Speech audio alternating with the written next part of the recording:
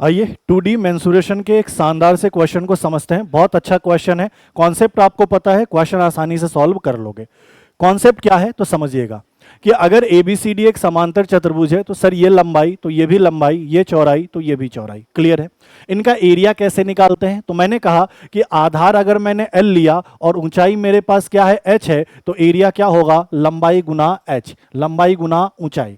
Same इसी तरीके से अगर ऊंचाई मेरे पास H है और आधार क्या है B है, तो एरिया क्या होगा, चौड़ाई गुना H। ये वाली बात आपको ध्यान रखनी है, क्वेश्चन आसानी से सॉल्व हो जाएगा। देखो क्वेश्चन क्या कह रहा है कि समांतर चतुर्भुज ABCD है, तो सबसे पहले हम समांतर चतुर्भुज बनाते हैं। यहां पे ध्यान से देखो, आप गौर करो।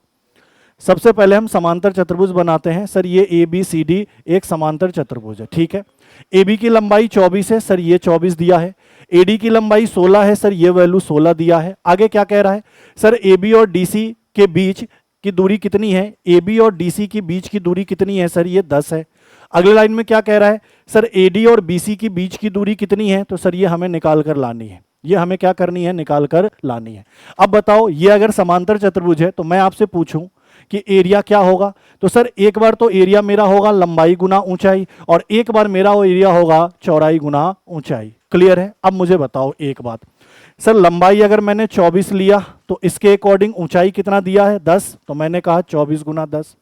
साथ साथ में अगर मैंने चौड़ाई कितना लिया, 16, और इसके अकॉर्डिंग हमें ऊंचाई पता नहीं है, यही हमें ऊंचाई निकालना है। फटाफट इनको सॉल्व करेंगे और आंसर लाएंगे। मुझे एक बात बताओ, 8 से यह कितनी बार, 2 बार, यह कितनी बार, 3 बार, और 2 से इनको काटोगे कितनी बार, 5 बार। तो यहां से हाइट कितना पता चला, 15, और 15 सेंटीमीटर। ऑप्शन नंबर सी इस क्वेश्चन का क्या होगा, बिल्कुल ही सही उत्तर। क्लियर है।